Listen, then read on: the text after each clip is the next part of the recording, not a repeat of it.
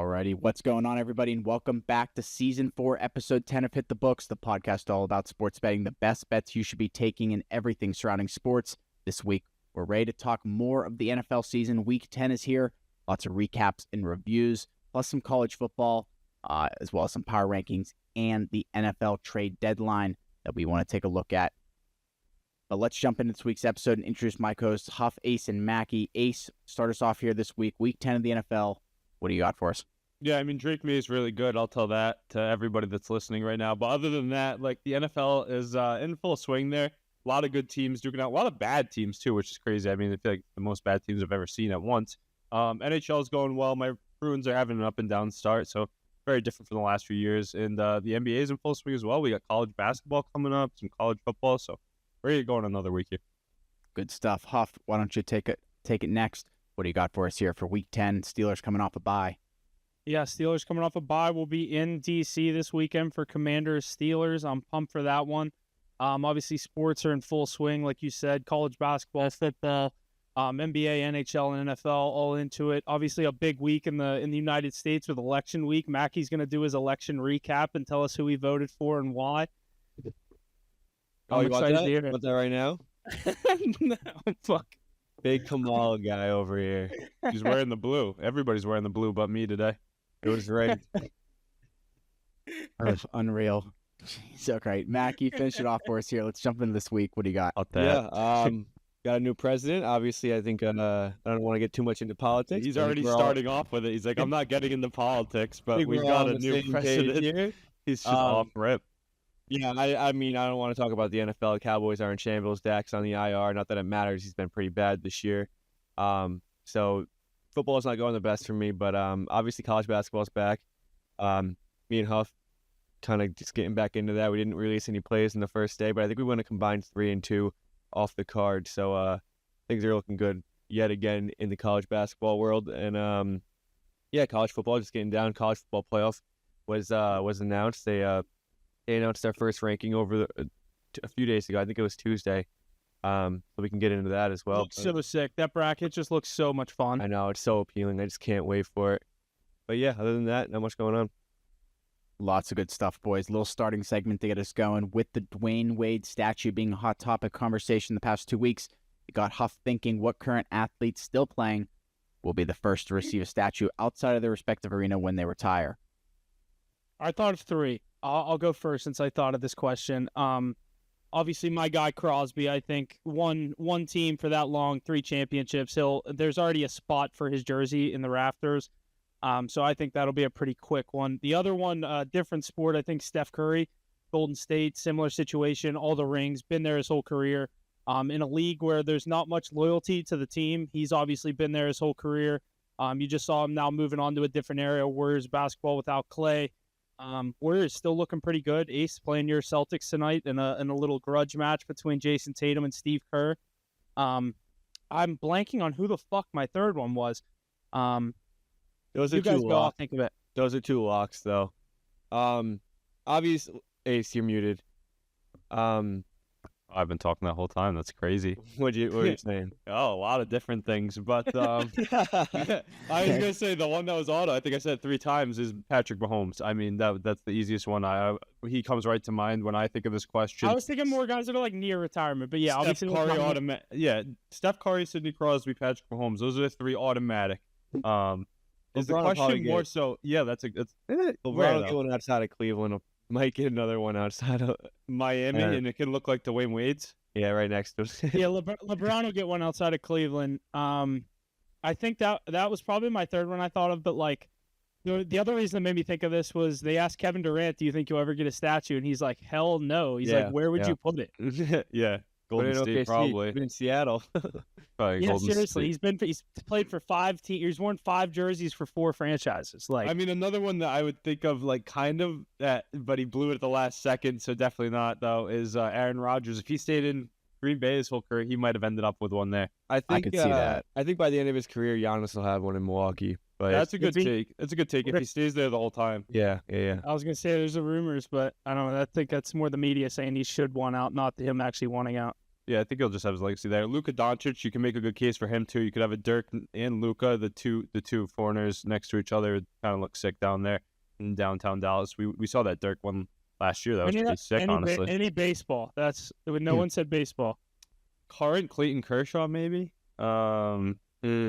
Statue's big. I don't know if Kershaw is like a statue guy. But think about how long he's been playing in the league and like how good he All was. for the Dodgers. Yeah, all for the Dodgers. There's a few more we got to think of easily. I mean, Aaron Judge. I was gonna say that, but I didn't want to hear your mouth. But yeah, I think Judge will. Yeah, I think Judge definitely. will get one. No World Series attached to it. I mean, if he doesn't get the World Series, how about this, Mac? If he doesn't get the World Series, he won't get one. I think he'll still get it. Does he deserve it? Not necessarily, No, but I think mean, he'll still the get it. pedigree that the Yankees have, based off their history, you can't put a statue of this guy out there if he doesn't win you a ring the whole time. I was That's just gonna say, fair. and he would have to go 60 home runs for the next 5 years for them to be like, all right, but he never won the World Series. Yeah, they have the most World Series in the league. Like, there's other people that deserve that spot that don't have it, I guess. Yeah, but other than that, there's not really any MLB players that come to mind. It's gotta be. Maybe a Bryce Harper one in Philly if that Ronald that pans Acuna. out. Yeah, I don't know. I couldn't think of many for baseball. The two that immediately came to my mind was Crosby and Curry. I thought Mahomes off the rip, but yeah, Crosby and Curry. Crosby and Curry are definitely top. You don't think Malkin joins Crosby out there? I think Malkin will get. statue. I think Malkin will get the jersey retired. He won't get the. I don't think he'll get the statue. Oh, he'll definitely get a jersey retired. He could though. He definitely could though. With the amount of cups they brought in, imagine you had something with a trio. When you're in PPG Paints Arena, there's literally a spot next to the Canadian flag, in between the Canadian flag and where Lemieux is, and it is the exact width of a banner with like a little space on each side. It is 1,000% where Crosby's jersey will go. And then Malkin and Letang join him in the back. They'll do the whole trio probably because they did. I don't know. They only I could did see a statue of the trio where Crosby's the biggest one. Or that'll something just like take that. away from Crosby though. Crosby needs to have his own statue. Crosby needs his own. I'd rather Crosby have his own and Malkin not get one personally. Well, that's probably what's going to happen. Yeah, I'm more of a Crosby guy for good reason, but love Malkin, but Crosby's got to be standing alone. Unless they do some cool, really big one, and each one of them's holding one of the cups they won together, but that'd be like a fucking monument, not a statue. All right, what about an Andy Reid statue outside in the Come city? on. No way. Yeah, Maybe in the Team Hall of It's Fame. big. Yeah, right. Good list, though. I feel like obviously this one was got brought up because of the Dwayne Wade stuff, but then all the bad statues just get brought back into circulation, like the mini AI in Philly. Yeah. You guys ever see that one? Yeah, that's crazy. It's like 2.5 feet tall. The statue they gave him. Yeah. Yeah. At the reveal, I've seen that video of him watching the reveal too. He's like, "Oh no." If I ever got a statue made of me and was like a pro athlete in that situation, I would need to see that thing 50 times before it gets revealed. I can't have that Ronaldo situation, the Dwayne Wade situation. Wasn't it initial Kobe week too when they redid it? Yeah. Yeah, I thought. It's coming to the Dwayne Wade one. Need that soon. Heck yeah, lots of good stuff there. Interesting picks across the board. Well, let's jump into the NFL here for this week, starting out with the trade deadline that came and went this past Monday at 4 p.m. Eastern. Let's take a look at some of the big moves that occurred. Steelers picking up wide receiver Mike Evans and edge rusher Preston Smith. I wish it was Mike Evans. What did I say, Mike Evans? I wish it was Mike Evans. That'd be sweet, but he also has a torn ACL. I was reading ahead. Anyways, wide receiver Mike Williams, edge rusher Preston Smith, Lions edge rusher Zadarius Smith, Ravens Tre'Davious White. Okay, that took me a second. Tre'Davious White. I'd never. Is the D actually capitalized? That's what got me. Yeah, there's supposed to be a fucking what do you call it? Hyphen. The apostrophe. Okay, all right. Commanders. Marshawn Lattimore, Cowboys wide receiver Jonathan Mingo, Bengals. Jonathan Mingo's a dog, dude. Come on. He has one receiving yard in the last 3 weeks, and they just gave one. Khalil Herbert's a dog too. I mean, I saw that Zach Taylor coaches the Bengals, right? I saw that he said that you can fire him up in your lineups this week. He's probably just gonna play second fiddle to Chase Brown, but that's not a bad pickup. I mean, I don't think Chase Brown is the guy that can run through the tackle consistently all game. We saw the workhorse load he had last week. Bengals starting to surge a little bit. Maybe that's an important piece. I think they should add it to the defensive side of the ball, but anything helps. Yeah, and from my team standpoint, you go get the receiver. Obviously, there was talks all year. Steelers need a receiver. Steelers need a receiver. Not the one I wanted. But Ace, I think you were the one that said it's not the most exciting addition, but it's better than nothing. A guy that's been there, done that. Can he get over the injuries? He's looked off this year. He released a statement today on what went wrong with him and Rodgers, and just said basically it never clicked. There was just a lot of underlying situations. I don't think Rodgers ever really cared for him to begin with. There was rumors he was coming here last year. He ends up coming here in a trade. I'll take what I can get. And then obviously Preston Smith requests a trade from the Packers on trade deadline day. They move him. Steelers get another edge rusher to add to that already elite defense. I'll take it, better than nothing. I didn't expect the Preston Smith move. I don't think many people did. Lions go get their guy, Zadarius Smith. Guy's now played for three NFC You North. think that is their guy, though? I think they missed out on some big names and weren't able to bring in one of the big fishes. I think that's what they wanted to get, was like it's kind of similar to that Steelers trade. Like, you had to do something by 4 o'clock on Monday. Especially without Eden Hutchinson. We'll take the older guy on the expiring deal for the little rental. It's not a bad piece, but I know they had their eyes set on. Remember the rumors of Max Crosby or Myles Garrett that were quickly shot down. If I'm the Raiders, I think that's a loss, is not trading him. The haul you could have gotten for Max Crosby this year. I don't know though. They have to have some face to build around, especially in Vegas. The money talks, A lot of good moves. Lions would have given up their next 3 first-round picks for him. For him or Myles Garrett, I agree. But I think it's tough to move on from those pieces. Easy to flip a rental piece, get that ad. And then the wide receiver market went kind of crazy at the trade deadline. This is a pretty crazy trade deadline for the NFL, in my opinion, a lot more than we normally see. We saw Deontay Johnson, DeAndre Hopkins, the early ones like Amari Cooper. And then you guys get Mike Williams last week. Yeah, that's what I'm saying. Like, it's crazy that the cheapest price was for the better receivers. Then Mack's team goes out and pays Jonathan Mingo for a 4th. It's crazy how he just has the most value. I guess people just look at the age and the contract. What's looking like? Age, contract, and Jerry Jones said he really liked him in the draft. Yeah, you like his 1 receiving yard in the last 3 weeks too. It feels like a move for next year. He was on the Panthers, Mackie. You got to give him a little bit of slack. It really feels like a move for next year. Your boy Bryce Young, what? He can't give him the football? Bryce Young won this week. Settle down. I don't need any slander on him. He just tosses it up to Xavier Leggett. The Saints. And Mingo was the 3rd receiver on the Panthers. That does say something, because he was with Deontay. Everybody's always been so high on him. Even you see in like fantasy leagues, everybody's all over Mingo because I think of the talent is there. It seems like maybe the Cowboys are really looking ahead to next year by adding this rookie deal. We know they're tight on money. You get a playmaker that you can keep for another year on the rookie deal. They're tight on money, so they got to go after these young guys who might turn out to be something. It's not a bad buy low situation, especially for a team that's without Dak Prescott for 4 weeks now. It's better than going and getting a DeAndre Hopkins or a Deontay Johnson or a guy that's going to leave your team after this season. Good shout out to those teams that do bring in those older guys that will eventually leave, though, because you get that comp pick right back. So you're making back whatever you spend to get that asset. But I think it's just crazy to see the receiver market boom. I think Mike Williams, the Jets cut their losses there. That's a good ad by the Steelers, though. I'm still high on him. He still doesn't look the same as he did in Los Angeles, but as long as he avoids his injuries on the field and he gets the targets, he'll put up better numbers than any other wide receiver 2 you had on the roster. So it'll be interesting to see how these moves I like that, too, because it slides Van Jefferson, Calvin Austin, either of them to the 3. Into their correct spot. Yeah. But Van Jefferson's been good, but obviously you don't want him as your 2. That's what we want for the Patriots. We just need one to be the 1, and then everybody else will slot into the spot. Yeah. It's nice to have George Pickens. Douglas is your 2, and Polk is your 3. If you guys could have got like Ayuk, that would have been a decent, like a pretty nice receiving core. KJ Osborne, Tyquan Thornton, Javon Baker, Keyshawn and Hunter Henry is a security blanket. I just can't believe we didn't trade any of them away. It's like nobody wanted any of these guys on the Patriots. We would have given them away for 7. I would have taken Demario Douglas. That would have been a great. No, not him. Osborne, Tyquan Thornton. Those are the 3 that would have been out. KJ Osborne and Kendrick Bourne, maybe. You were high on that Thornton guy last year. No. When we drafted him 2 years ago in the first round, he's the fastest guy in the draft. Didn't pan out at all. Can't run a route. I don't know.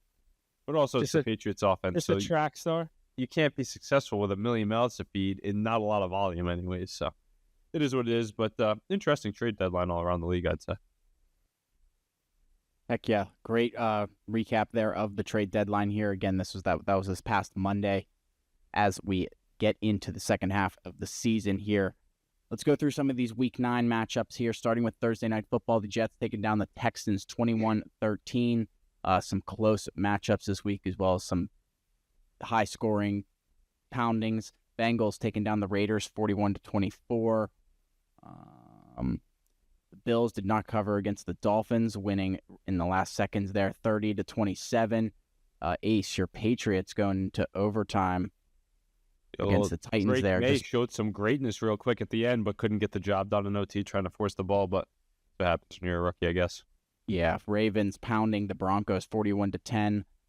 And Sunday Night Football, Vikings taking down the Colts 21-13.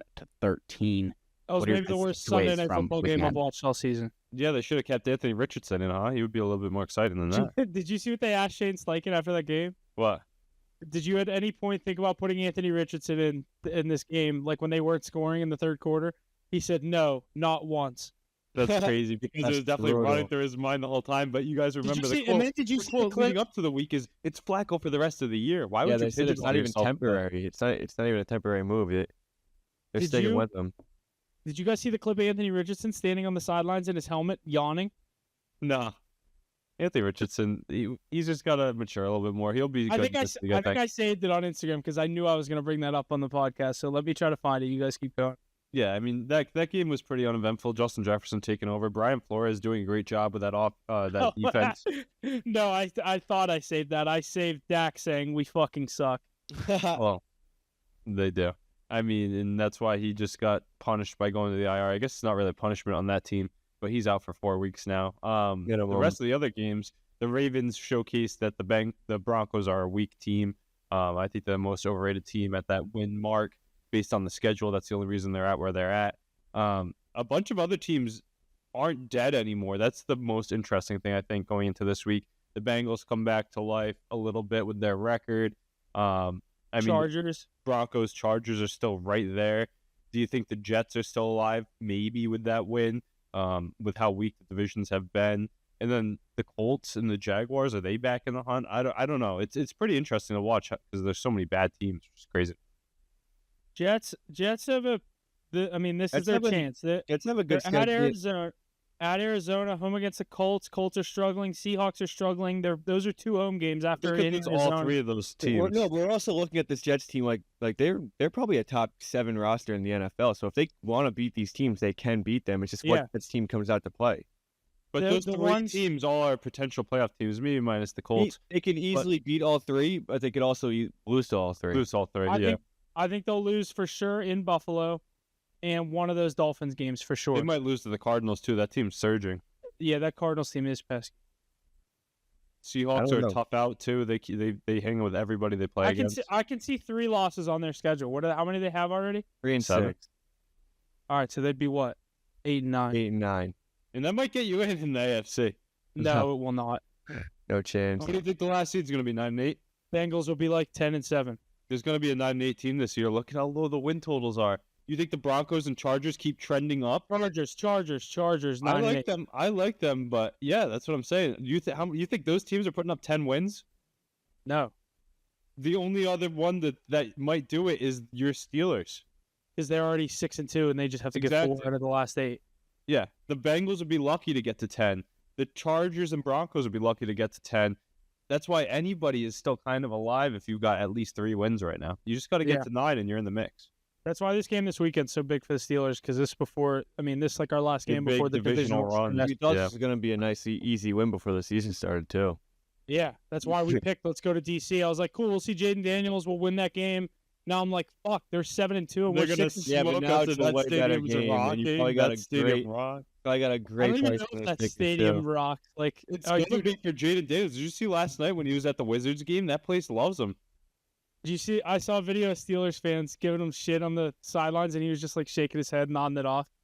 It was pretty funny. He's got that, as they all say now, that aura to him. There's going to be so many Steelers fans in attendance for that game. The Penguins play the Caps Friday in D.C., and then Steelers Commanders Sunday. Oh, it's a good little double whammy there. We have to take Washington on the money line. You just fought. Take them in the hockey game. I don't know about the football game. You think they'll be favored in that one? Steelers are 3-point underdogs. All right, let's see. That's interesting. Make sure Alrighty, boys. Tons of good stuff there out of week 9. Moving into week 10 here. The Browns, the Packers, the Raiders, and the Seahawks all on the bye this week. But let's jump right into Thursday night football. Bengals and Ravens in Baltimore. Ravens the favorite, 6.5 points totaled, and even 53.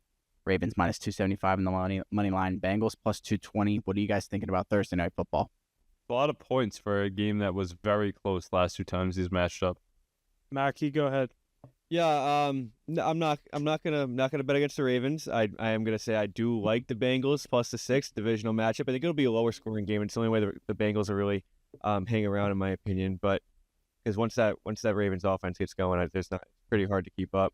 So I'm gonna say under on this game, but I do like the Bengals plus the 6. You will not see it on my card. The Ravens have bit me in the ass one too many times. But Bengals are playing great football. They've won 3 out of the last 5. Not against the best teams, but Joe Burrow in November turns it up a notch, especially with Jamar Chase.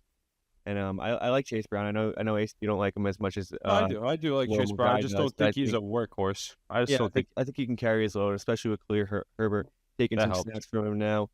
I like a close game here. We know how they for the AFC North. For Chase Brown, I'm just gonna say he's not. It's not that I'm against him. I think he's explosive. He's a great runner. I just don't think he's a every down running back. I think he's more of a change of pace guy. But we'll have to see. Another thing you forgot to mention is Derrick Henry is going to get in the end zone because that happens every week. He's at like minus 335 this week in the end zone. Do I even have to say it though? I know, but we just got to let the people know. I mean, I wonder what you've got if you've rolled it over the whole season so far. It's probably pretty high, but especially with that first team or first anytime touchdown, I mean, smacks at least in half the games this year. Hey, so last week when it was just me and Mackie on, I told him, I said at the end of the year I'm gonna have Jesse make a highlight clip of every game when we talk about the Ravens, and it's gonna be Mackie picking the other team's spread every single week.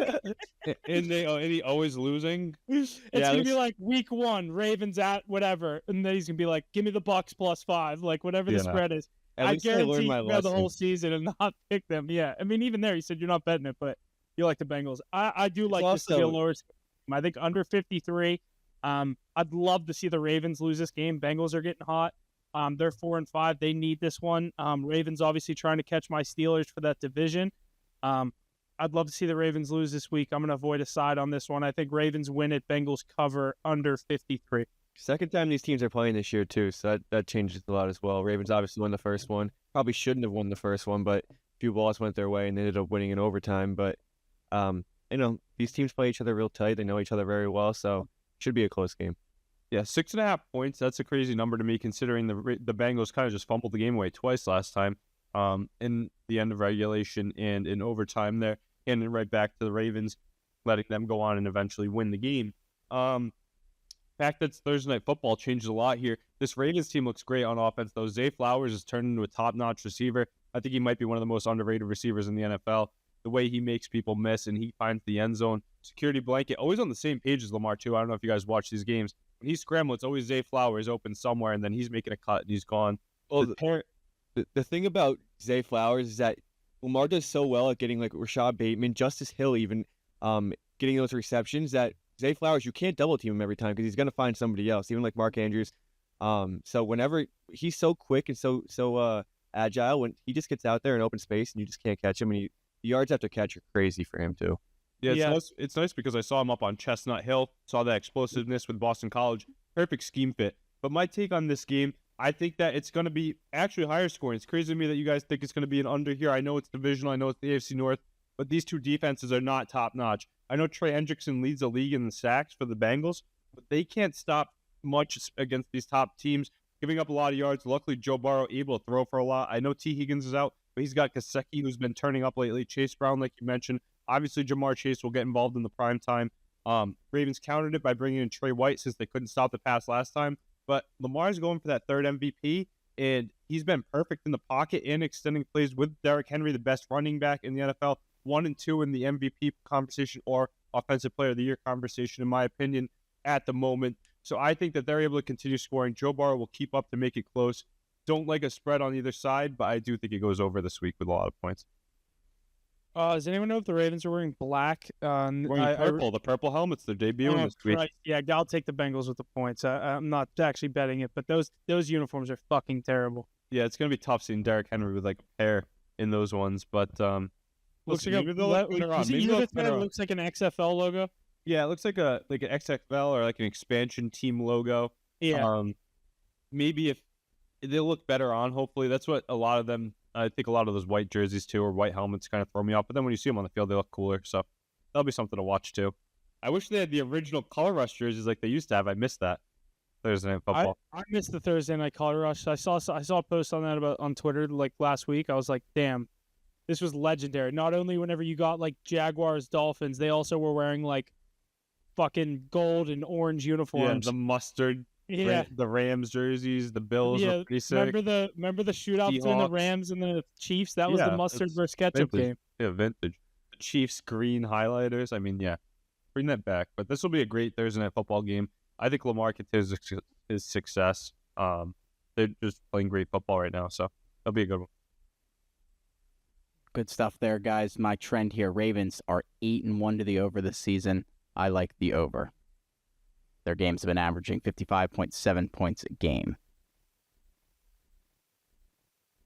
Alrighty, let's keep it moving here. 9:30 a.m. in Munich, Germany on Sunday. Giants and Panthers. Giants the favorite, 6.5 points total, 40.5. Money lines are the same as the last one, minus 275 for the Giants. Panthers plus 220. What do you guys think about the game in Munich? Let's Sunday keep morning. this one quick. The NFL hates Germany, clearly sending these two teams over there. This is what they get. Yeah, I'll take the Panthers plus 6.5. I don't like it. Nobody likes that, I don't think. Xavier Leggett's good. I hit though on that anytime touchdown. We kind of called Panthers money line on the card. More so the spread. I should have taken it on the podcast though. People were asking. I said long try of the day. Give me the Panthers. Easy matchup, but not as easy of a matchup this week, I don't think, honestly. So it's going to be tough. I don't know what Bryce Young is going to do against one of the best defensive lines in football. So maybe you take the sack props. That's the best thing. Maybe Malik Neighbors to do his thing early on. Other than that, Tyrone Tracy looks really good too. Second year as a running back. That's crazy to me. But I think it's going to be a tough watch, but you might hit some good props with the star players on the Giants. Yeah, I'm going to go with the under 40.5. Easy. Shitty game. Who do you think wins, though? I got the Giants there. Yeah, I'll take the Giants too. Not betting on Bryce Young. What are you, crazy? The offense might look good. You know the times when Daniel Jones looks better than they should be, and that's the reason that he has a job in the NFL? This is a good spot for him to do it. Wandale and Malik Neighbors should have high success. Tyrone Tracy will too. D-Ball is a better coach. I just think they're able to scheme it. And that D-line, is that the top D-line in football? No. If Thibodeau healthy, Thibodeau, Burns, and Lawrence? I was going to say, Thibodeau hasn't been healthy all year, so it's kind of hard to say. They haven't really all played together. Ojolari looks like a top-end guy playing with those two, I thought they were going to trade him. If the Giants lose this game, do they fire Dable? I think Daboll's too good of a coach to fire, and there's not many good coaches out there. You have Daniel Jones at quarterback. You don't give him one more chance to develop the quarterback he wants. If they learn how to tank and they had Drake May right now, imagine those Giants with Drake May and Daboll coaching up the way he coaches the offense too. I know what you mean. He coached up Josh Allen. Panthers are coach killers. They did it last week to the Saints. I think if they win this game, Dable's gone. You think he's on a huge hot seat though? I mean, Giants have sucked historically like the past 5 years. Bad, so though. Yeah, we'll see. I don't know. This is a terrible game. Yeah, rough game. 9:30 a.m. Will not be watching. Moving forward here to the 1 o'clock slate, though. Patriots and Bears in Chicago. Bears the favorite, 6.5 points. Total 39, a low 39. Bears minus 275 on the money line. Patriots plus 230. The trend I got here that does not favor your Patriots ace, sadly. The Bears are 4-0 against the spread at home and have gone over their team total in all 4 home games.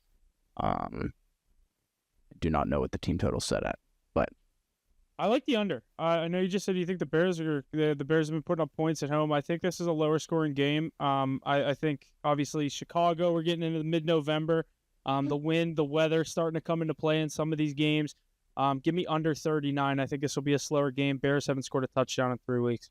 Yeah, and I think this is actually a good spot for Caleb Williams to get things right. Like Jesse said, at home, a lot more confidence in that Patriots defense. without Christian Barmore, without Juwan Bentley, without Jabril Peppers. They're missing their best player at every level. They're going to get ran all over, and they're going to get thrown all over. They're going to give up a lot of points. Drake May does move the ball very well, both with his feet and with his arm. We've seen that throughout every game against a weak Bears defense as well. I think two very weak defenses here. Both rookie quarterbacks are able to have big games. I could see them combine for over 5 touchdowns. I wouldn't say the Bears have a weak defense. I don't think the defense is that good. I would put it in the second tier of the league. I wonder where they sit for points against per game. It's probably not that bad, actually. But I just don't think of it as a top defense. I think that this Drake May has proven he can put up points against anybody. But I know Caleb Williams and the Bears will put up points against this week Patriots defense this week. I like the over here. I think both teams, those two quarterbacks, top 3, 1 and 3 pick, are going to show why they went that high. They're going to come by 5 touchdowns apiece. I think 3 for Williams and 2 for 5 May. apiece. No, Chicago's total. tied That's for total. 5th opponent Okay. points per game, Yeah, what is it, like 18? 18.5. Yeah, I think the Browns. I think the Bears defense is pretty good. Obviously they got lit up last week, but when Kyler Murray gets going, especially the way that the game was going, things just weren't going their way. I'm done taking the Bears 2 weeks in a row. It was the Hail Mary that killed me, and last week they just didn't want to play football. I think that they cover this game. I think that they obviously win this game as well. But yeah, I'm not going to be taking it. I think Caleb Williams, like I said, I think it's a good game for him to get back on track, start slinging that football again. I do lean on the under, probably my favorite play in this game. But Crazy. I'm surprised you guys think that. Like, Drake May's put up points for the Patriots every game, and I know the Patriots are going to give up a lot of points here. Big stack game for Caleb. I like the Bears defense against a really weak O-line, and I don't think Drake May is going to be able to do much with no time to move the With football. those feet, Dude, it's like it's not Kyler Murray. even. It's not even that I think Caleb Williams is gonna have a bad game. It's the Bears coaching staff is like In turmoil. not very good. The plays they call for him are not putting them in good positions to score. That's more why I think. I think Bears win this game like 20-16, ugly. Oof. I think it's 20-14 maybe. I like could see 27-20, 27-23. He's made them a lot closer than they should be. I think the Bears still cover with that score, right? 27-23. I can almost guarantee the Patriots don't score 20 points. All right, we'll see. We'll see this week. I bet you that Drake May will get at least 2 touchdowns. Caleb Williams 3. That should put us towards the over.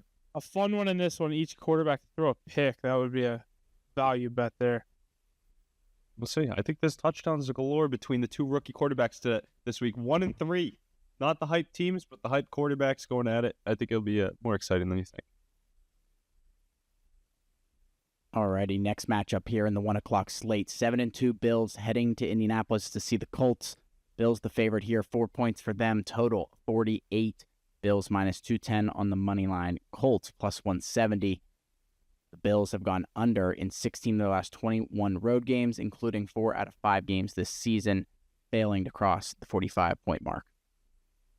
I feel like this Bills team has to come back to earth a little bit at some point. I don't think they're as big of world beaters as they have been the whole season, but maybe they are. They did last week when they slipped that game up and let the Dolphins come back. Yeah, but they still held out and won. They did that in week 1 against the Cardinals too, and that was with Tua. But is this team good? How good is this team, I guess? I mean, they're third in our power rankings, so we have them the second best team in the NFC. Do you think this team will continue their success though? How good they've been? Though? Do you think they'll carry it through the playoffs? I mean, this is a different Josh Allen we're seeing. No Keith Coleman this week either, though. He might be out for 2 This weeks. is a very weird spread. Colts not scoring an offensive touchdown last week. Obviously, Flacco, people were very confident with him. They don't score an offensive touchdown in that game in Minnesota on Sunday Night Football. They're only a 4-point dog against a 7-2 Bills team in a dome. Josh Allen doesn't get to play inside very often. This is a game where if he's going to put up 40, it's this game. It's notoriously hard to go into Lucas Oil and win a football game, though. So I don't know. I do kind of lean on the Colts. I know I took them last week. They kind of burned me. They do have a really good against the spread record this year. Joe Flacco can maybe come back after that pretty shitty performance. I don't love a play here. I do kind of lean on the under again. I like a lot of unders this week, but I think the Bills' offense kind of gets stifled a little, which lets the Colts kind of just keep up. I can see the Bills still winning this football game, but I lean on the under and the Colts plus 4.5. Yeah, this one's very interesting. I feel like Joe Flacco is going to get that offense going like he was before. That's the reason they're sticking with him. They've got the great receivers. They've got the great pieces with Jonathan Taylor as well. Got to get them going. Not too sure on a total on this one. I'm going to stay away here. James Cook is notorious to find the end zone if you like anytime touchdowns. I'm not a big James Cook fan. I've never taken that, honestly. But if you like anytime touchdowns, I think it's a good play with him here this week. This Bills team, though, I guess they're going to keep winning because they shouldn't be losing to a team like the Indianapolis Colts, even though the Colts can be stingy at home. Give me the Bills on the money line. Not a bad parlay piece. I feel like it's going to be too popular for me to add into anything, though. A lot of money will probably be on the Bills here. Lots of good stuff there, boys. Keeping it going in the 1 o'clock slate. Chiefs and Broncos in Kansas City. Chiefs the favorite, 8.5 points. Total 41.5. What are you guys thinking about this one? Chiefs undefeated here this year, and I believe it's 17-1 straight up in their last 18 against the Broncos. Yeah, 8-0, but well, Jesse, you want to find there against the spread records, Hard especially to bet against, on. They're hard to bet especially on. against more than a touchdown. Ace, I told you that a couple weeks ago with the Raiders +8. I took that one. They're Should have 5-3 taken the Bucks against the spread. +9, but that was after a terrible Sunday, so I didn't want to force it. They're not going to cover this one again. They're going to win by 7 like they always do. Broncos +8.5. So should I go with that? Kareem Hunt, anytime touchdown, Chiefs on the money line. Kareem Hunt, like 4 for 4 on the card for me getting in the end zone. You spiked that one out, though. Yeah, I was asleep and I woke up. It's a nice cash to wake up to. DeAndre Hopkins with the second one, too. I crashed early there. But I've watched those Kareem Hunt odds on my card. Like, they've jumped so much. It was -105, -125, -140. Now we're getting to the range where I have to parlay them with the money line in order for it to not be too hefty of a wager. But they've come to life. DeAndre Hopkins with a pair last week. He looked good. Travis Kelce looked great. Kareem Hunt looks vintage. But yeah, they don't score points regularly for some reason. It's like their foot isn't on the gas all the way for any reason. The defenses is with Spagnuolo, which makes me lean the under here with how good the Broncos defense is too. But how can you bet on the under when Bo Nix is playing that way and you have all those weapons on the Chiefs offense? I mean, should be a good game. I also think the Chiefs should have lost that game. Bucks should have just went for 2 and said, fuck it, let's see what happens. How do you not go for 2 there? Yeah, but the Ravens just showed that the Broncos are a terrible team. But it's the Chiefs, and they don't crush people. This is one of those put the players aside historically, even in the past 5 years in the Mahomes era. It's a close game. Broncos always win one against Mahomes, and the last 2 years they did with Russ. They usually win one against Mahomes, and they usually cover the other 2. Look up the record. I know Russ is 2-2 against Mahomes as a Bronco. Maybe 3-1 actually. First year I think he went 2-0.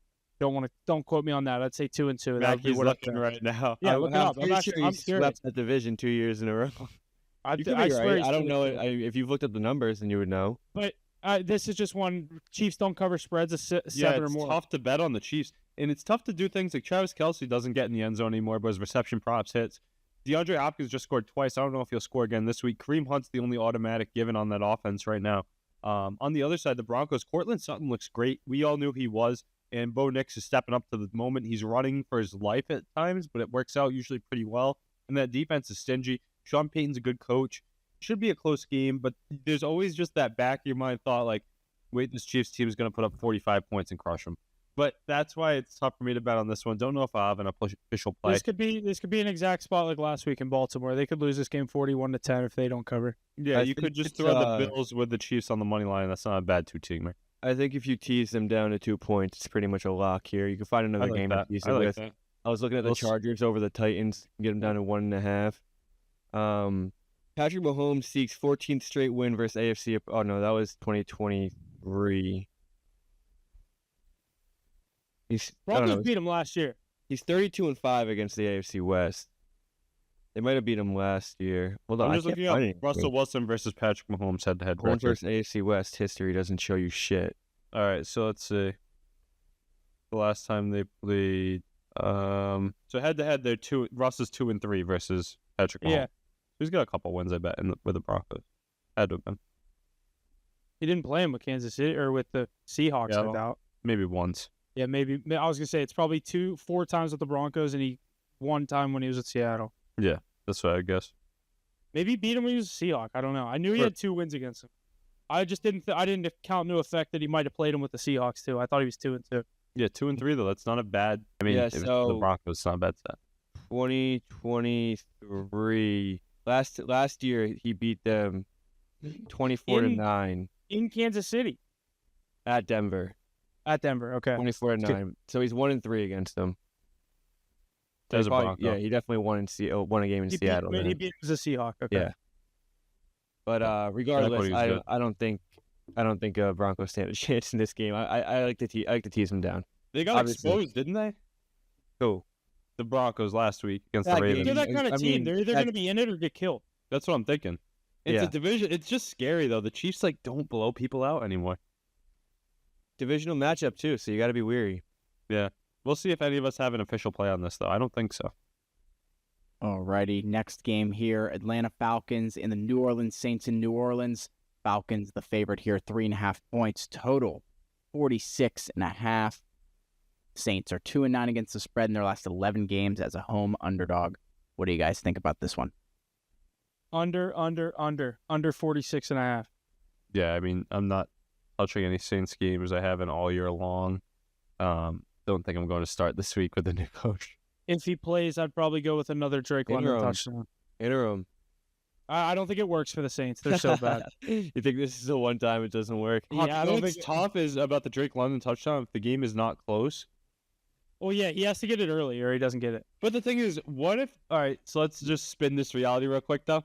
You know, guys, stay away from this game because what if Derek Carr got healthy now after 2 weeks or 3 weeks, 4 weeks, however long it's been? He just got a full week of practicing this week, and I know Olave's out, and I know Shaheed's out, but what if they just score points again this week? I mean, I'm just staying away. That's Saints. Yeah, Weird. that's a big It's- if. Way Yeah, too a many lot of ifs. Yeah. Yeah, but I like the under as well, Hoff. What if Carr got healthy? yeah. What was the other one? There's what if What Carr if got they healthy? I scored know there's no points? Shaheed. I know there's no Olave, but what if he got healthy and just found Foster Morrow for 3 touchdowns? Yeah, Sounds- the Alvin whatever his name Kamara. is. What was the Bob guy you were going to Means. bet? Bob Means. There you go. Bob Means, his reception prop hit that week. Come on now. But yeah, no, I mean, I'm not touching this game. Falcons should win. Just 'cause they're the better team. Bijan Robinson, Tyler Algier, probably both get in the end zone. Talking about the Saints. They're I can't stand that team. But how good is this Falcons team, huh? They're very good. solid. I said at the beginning of the year I wasn't going to believe it till I see it from the Falcons, and When they're you good. see it, I'll admit yeah. it, they're good. But is Kirk And I do Cousins? like them. So you know, I always No say change. Jared Goff can't beat Patrick Mahomes in the Super Bowl. Kirk Cousins definitely can't beat Patrick Mahomes in the Super Bowl. They'll make the playoffs. They'll probably win their division, but they're not going to win more than one playoff game. No, at they most. Maybe they we can get basically past lost the their line. division. Yeah. They're 4-0 with a 3-game lead, I think. Yeah. 2-game lead. But So still, they I have don't. to I get don't the think game they're going to. At most, they win one playoff game. Who would you take if the playoffs started Sunday and the Eagles played at Atlanta? Who I'm would you taking take? Atlanta. Oh, I take- might take the Eagles. Taking Atlanta. Because it would be in Atlanta. They'd be the Healthy just- Eagles. Give me the healthy If it Eagles. started Sunday, Commanders would win that division. So that's why I said in Yeah, Atlanta. I'd take the healthy Eagles if they're healthy. If AJ Brown's playing, I think whoever's home in that game wins that game. but it's not easy either way. It's kind of No. like when the Philly had to go to Tampa Bay last year. Yeah, other teams they could see the Minnesota Vikings. Like I think the Vikings could beat Kirk Cousins. That'd be an interesting storyline there. Or Kirk Cousins beats the Vikings. I Cousins is a lost good I team lost a around. lot of faith in that Vikings team watching them on the first half on Sunday. Just their decision making, Third straight their game. play calling. It's crazy. What the fuck Third happened straight to them? game. Defense is playing well though. That always helps out. And with the star power they have on Why offense, didn't they add at the deadline? I expected them to do something they had too. a They Cam didn't- Akers. yeah, but like they had him, so I feel like they really They don't just have like money. I don't think to spend. have They Aaron spent it all Jones. on everyone I else. think they just like lent him to the Texans for a few weeks. I don't think they really ever got rid of him. Yeah, the Texans didn't want him either. They have too many other good running backs. They just needed him while Mixon was on the We got field. the Texans and running backs. What happened to Damian Pierce? He's still in Houston? Yeah, he's RB3 behind Oga Bungalow. Obviously after Joe Jeez. Mixon. He fell off. He was supposed to be like, he was a stud in fantasy. Was it last year? Yeah, he was decent his rookie year. Just decent as a placeholder because there was nobody else on the depth chart.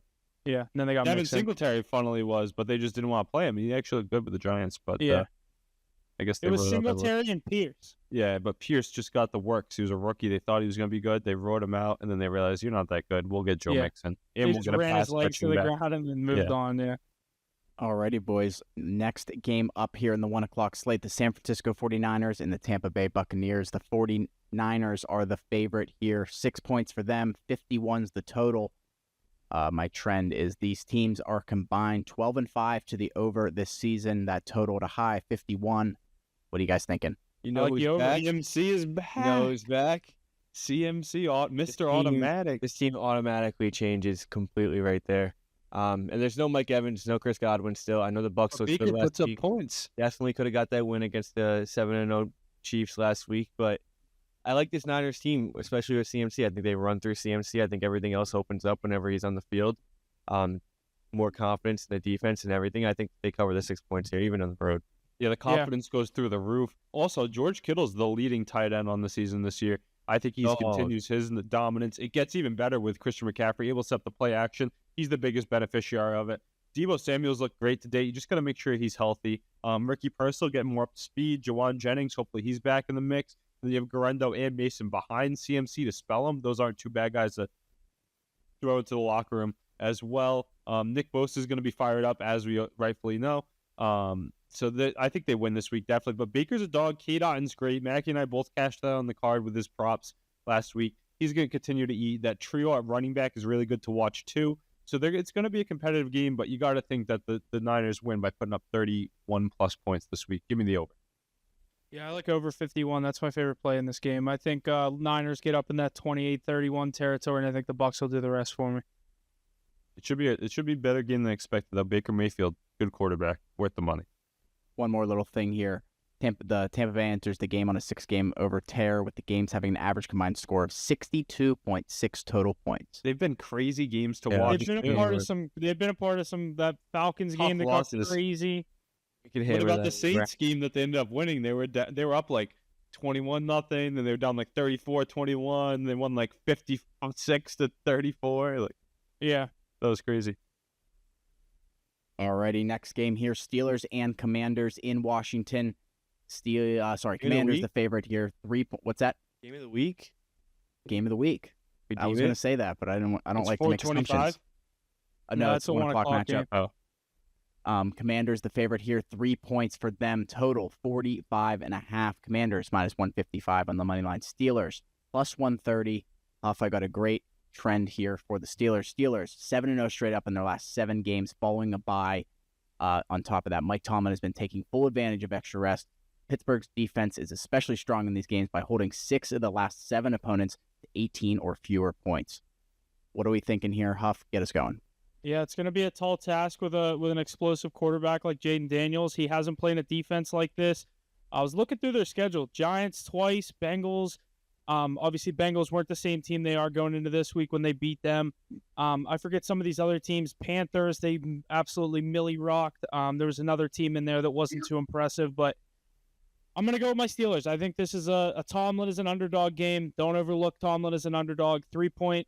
They're getting 3 points. I'll probably take the points just in case. I think like I said, it's going to be a tall task with Jaden Daniels. I think he'll get his. Give me the over 45.5.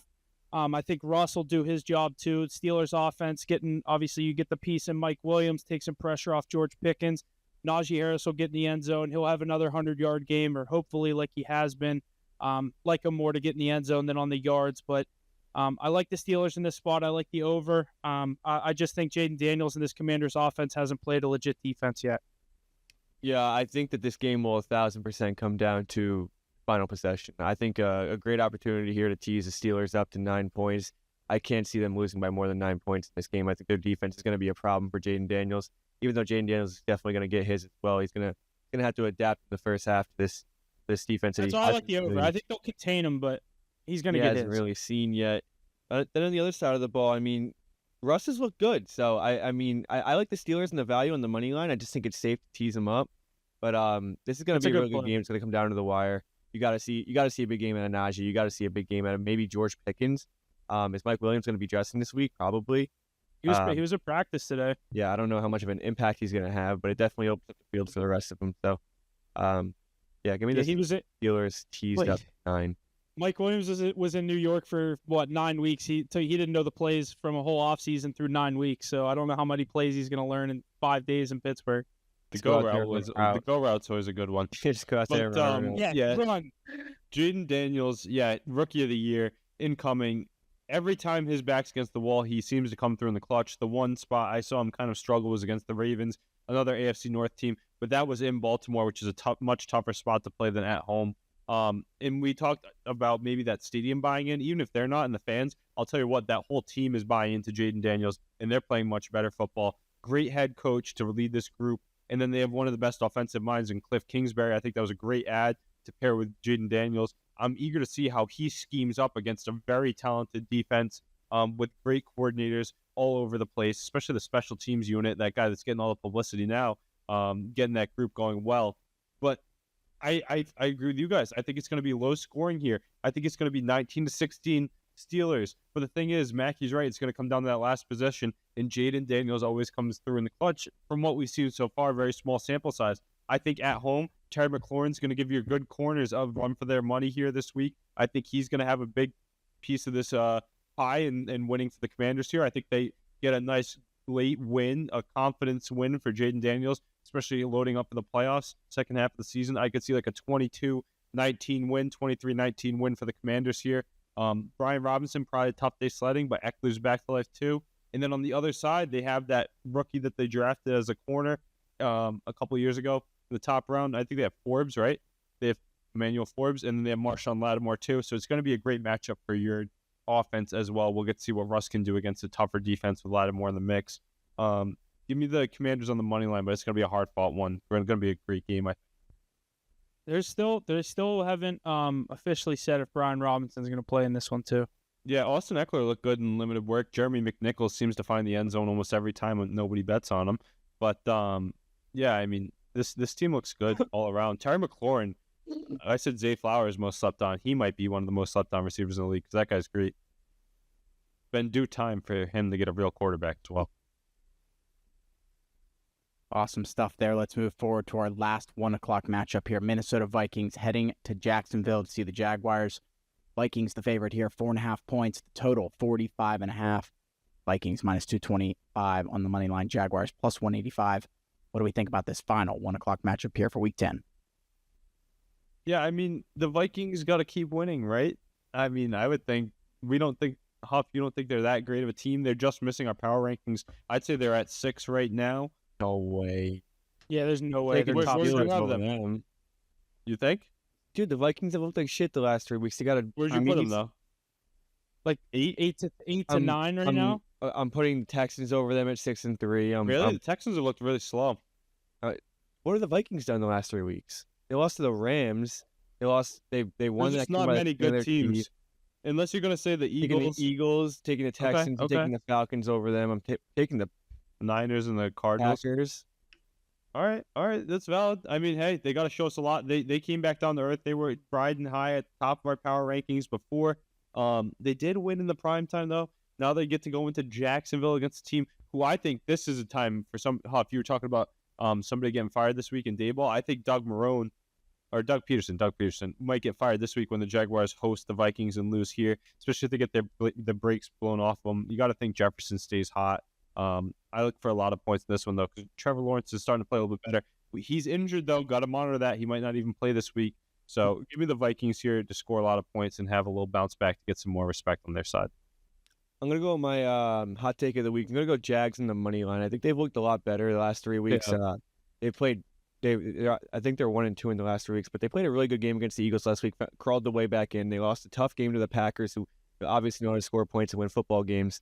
I think this team's kind of trending in the right direction. I know they're not getting the wins that they want, but this is a struggling Vikings team right now, and I think that it's really going to show in this game, especially on the road. Not big on Trevor Lawrence. I just think he does just enough or out.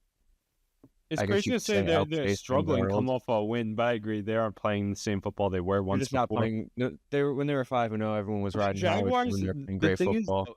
The only thing about the Jaguars, definitely couldn't bet on them. I know you're saying you're not. You're just giving a hot take, but they've been doing this all season long. They've been right in the game, and they just can't win. They were getting blown. I mean, the Bears beat them by 8 points in London. I was watching that Eagles game last week. They could have won that. Who the fuck calls a play to go to your third string running back on a fade route with the game on the line? Yeah, I mean, after driving down the field like that too. I mean, to be fair, it was 22-0. They probably never should have been in that situation anyway, because that Saquon fumble, he was down by contact. That was a bullshit call. But it got him right back in the game. They were right there. Lost the game 27-22, I think, if I'm not mistaken. Couldn't cover for me. Had to blow a 22-0 lead. 22, I think.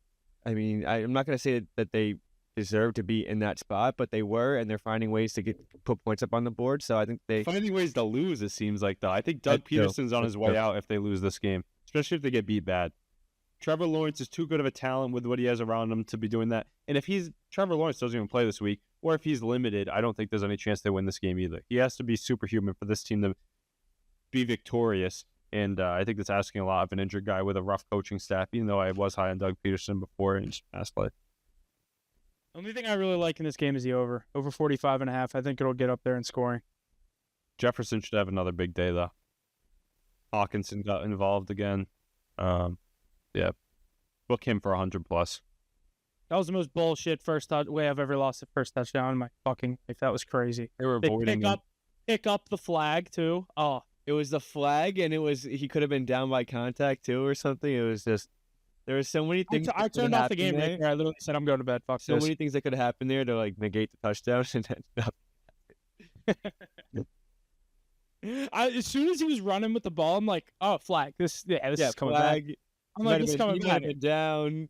Yeah, and then the guy's grittying in the end zone. I'm like, well, of course he's going to sell. He, sell the call. Like, I get his side of things, sell it. Then the ref comes over. There's no foul for no personal foul on the play. Touchdown. I'm like, what play did you just watch? A whole different fucking game? That was crazy. I'll be back at it this week, and he's going to be positive on the card this week. I'm calling it. I wouldn't say that. I've been negative the past 6 weeks. It's been bad. You're here, though. You're here. It's been bad. Alrighty, that wraps up our 1 o'clock slate. 3 games here in the 4 o'clock slate, starting out 4:05. Titans and Chargers in LA. Chargers the favorite here, 7.5 points total, 38.5. What are you guys thinking about this game here? Under. Love the under in this one. Titans I said obviously. Go ahead, Mackie. I said it earlier. I like a good. It's a good teaser opportunity. I think the Chargers are finding ways to win football games. Titans are kind of doing the opposite. Chargers have they've kind of surprised me a little. That defense has been lights out. Yeah, lights out, and I've talked shit about them for 9 weeks now, but I'll give them their flowers against a 2-6 team here. I think Quentin Johnson, the resurrection of Quentin Johnson is real. He's been hurt too, and he came off of injury last week. He looked great. Josh Palmer, that's a good connection. They got rid of Mike Williams and Keenan Allen and Austin Eckler, reset his whole offense. J.K. Dobbins looks great. Yeah, Lad McConkey's great, one of the top young receivers in the league. J.K. Dobbins has been perfect and a great value signing. We knew how good he was. It was just could he stay on the field, and he has so far. With Vidal behind him, the rookie showing glimpses too. Then a great defense and a good head coach in Harbaugh, and now they're right back in the mix. I think they're the most believable team out west besides the Chiefs, and Justin Herbert might just be a good quarterback like we predicted, Mac. Yeah, until he gets to the playoffs and he loses a football game. Hey, we'll see. Yet again. I don't think the deal we made, or whatever, me and Ace were defending him, I don't think we ever said he was going to, win a fucking go to the AFC Championship. He was good. He's never won an important game in his entire career, and I've always said he's a very good quarterback, but you cannot sign this guy to $300 million until he wins an important game. I would sign him he lost to that. To Derek Carr and the Raiders in Week 17 to make the playoffs. He lost a 30. That was Staley. Oh my God! There's more that happens than just a timeout at the end of the game. But that coach is terrible. That coach cost them seasons. You're at home, season on the line against the Raiders, and you can't win the football game. That was one of the worst coaches we've ever seen. That was one of the worst coaches we've ever seen. You understand that game was going to tie and they were both going to go to the playoffs? Negate that one. 30-0 at halftime. You lose 33-3. That's a coaching. It's coaching. It's defense. Get a fucking first down. You might have had 1 first down in the entire half. I don't care what you're calling on plays. You can get a first down as a top 5 quarterback in the league. I'm not saying he's top 5. I'm just saying he's good. You guys are saying he was top 4 when we were having this. Yes, you were. Oh my God. I think we said he was like 6. When he signed his contract, you guys were slobbing all over it. He's good. I'm going to say, quarterback. He has the potential. He got there in Dallas. He has the potential to be a top 4 quarterback. Ace, and this has nothing to do with Dak Prescott. He has the potential to be a top 4 quarterback. Win an important football game, and I'll give him his flowers. Before he does that, I can't say anything nice about him. But this might be it. You get rid of Brandon Staley, you bring in a Harbaugh, and the light bulb just turns on, and a very good prospect coming out of college. When he does it, doing it with no help.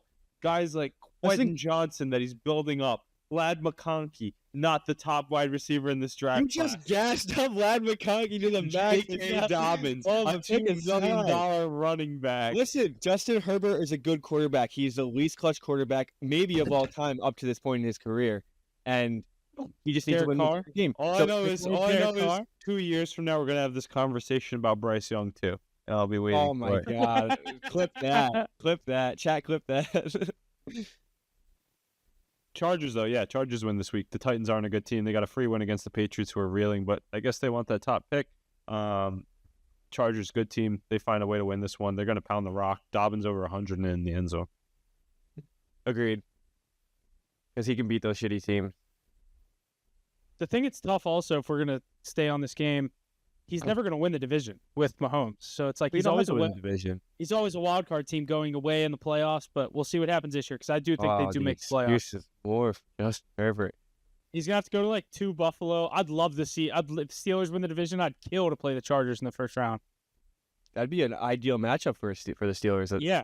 Especially in the AFC with all the juggernauts out there, you'd love to play the Chargers. And if we're a wild card team, my favorite team to go to would be Houston. But you don't want to go to Buffalo. You don't want to go to Kansas City. We've done that. We've done that the past 2 years. I'm good on those teams. I just want to hope they lose or beat each other up. Alrighty, my trend here. The Chargers are 7-1 to the under this season. So definitely a solid play there. But next matchup here, Eagles and Cowboys in Dallas.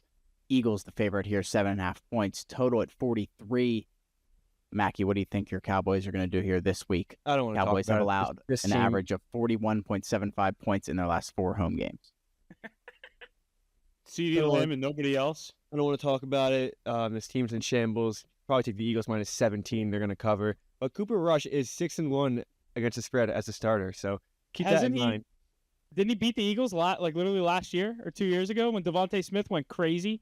Yeah, I think I'm gonna Cowboys take. still won that game. I think I'm gonna take the over. I'm taking the over in this game. That's a low total, and there's a lot of good players, and there's a lot of points that always go up in Dallas. You don't know which team's gonna get them that day, especially this season. But yeah, imagine if the Cowboys and Patriots merge their rosters. That'd be a great team. Drake May throwing it, CeeDee Lamb. Maybe we need to do that. 27-17 Eagles win, over hits by a point. I like that. Well, you have CeeDee Lamb and nobody else. We have Drake May and nobody else. So that'd be a good connection. Drake May to CeeDee Lamb. No matter how bad Dak's playing, he's still better than Drake May right now. Oh no, that guy's terrible. He's on the bench. Cooper Rush starting over him. You've had Cowboys money line on your card like 6 times this year. No, I've had it twice and it's hit once. Yeah. It has plus money too on the value in No, it didn't Pittsburgh. hit at all. Didn't you take him In You took him Pittsburgh. in Pittsburgh. You also took him when I took him against the Lions. Then you took him. Oh yeah. Then you took him 2 weeks ago. Yeah. think. Last week. Last week, yeah. Yeah. So 1-2. 1-2. That's all right. Wow, though. I it's mean, a lot of love for those Cowboys that you keep talking. yeah. down. Well, yeah. No. I mean, Drake May would be great with CeeDee Lamb. That'd be something. But yeah, back to this game. I think the Eagles, they score points. We see how good Saquon Barkley is. No AJ Brown though, probably. So that could be interesting to watch. I can't bet the Saquon Barkley touchdowns though because the tush push screws me every time. And then last week Saquon gets him multiple times, so it's just like, you kidding me? Yeah, you can't predict it. You might as well just stay away. Ace, I have Barkley and Hurts in fantasy. It's just so free. Every time they get inside the 5, I'm like, I wonder what they're gonna do here. Maybe you just take one. You take both of them every game. It's not a bad bet. Yeah, I mean, I don't know if Barkley's still plus. He's probably not plus money. No, he's No. probably the lowest total. He's Minus he's the 140, biggest favorite. Yeah, 150. about that. Alrighty, our final 4 o'clock matchup here. The New York Jets heading to the Arizona Cardinals. Cardinals the favorite here, just 1 point. 46 is the total, minus 110 on the money line both ways. What are we thinking about this game here? Over. Even though the 4 o'clock, so they went under for me last week. The Jets are 3-11-1 against the spread in their last 15 road games. Yeah, I'm going to Jets take the Cardinals here. I think I too like many the people are Cardinals. buying back in on the Jets. I think this Cardinals team is kind of actually good. We've said frisky, Ace. We've been saying pesky, all these words you can say it and not call them good Yeah. all season. 5-4, they're a middle of the pack, but like you said, there's so many bad teams with bad records. They're in a playoff spot. And Are they they still beat a lot of possibly them. leading NFC that West. division? They're leaders of the NFC West. They're was better gonna say, than they these still bad lead that teams too. You have Kyler Murray, Trey McBride, James Conner. They have good backups in Benson and DeMarcado. Michael Wilson's a young, good receiver on the outside with Marvin Harris. I know he's underperformed, but he's still great. That's a great group of talent on the offensive side of the ball. They can put up points to the You best just of them. caught it. I was gonna say Yeah. the one thing you did not, or the one thing you did say is at the end. You said great group of offensive talent. They Yeah. can't stop anything on No, defense. no. Last week the Bears unfortunately they stopped themselves for them. They Yeah, just didn't that sounds score. about So right. they didn't have to worry about too much on defense. I think this week I do like the over, and I like the Cardinals to win the game. Yeah, I think they could. It's going to be a tough call, though. The Jets are kind of scaring me right now, though. I think once they lose another one, they're like actually out, then I can start betting against them more. But I'm just staying away from their games unless I bet the over on it or props, because you got to think there's a lot of good props you could take in this one. James Conner to that non-existent Jets run defense that was supposed to be great. Garrett Wilson receptions, Adams to get in the end zone. Yeah, I think it does go over, but it's a tough one to pick. Give me the Cardinals, but the Jets, I don't know. They might be gearing up for a playoff run. Mac, you let us know what you think. New York correspondent, should be a Jets guy, Cowboys guy. Yeah, I don't love anything on this game. I do lean on the Jets, but they're 1-4 on the road this season. Cardinals are playing good football. You know how I feel about the Cardinals, though. I lean Jets. Probably not going to play on it. They should win. Like, that team should be good. Like you said, top 7 roster in the league.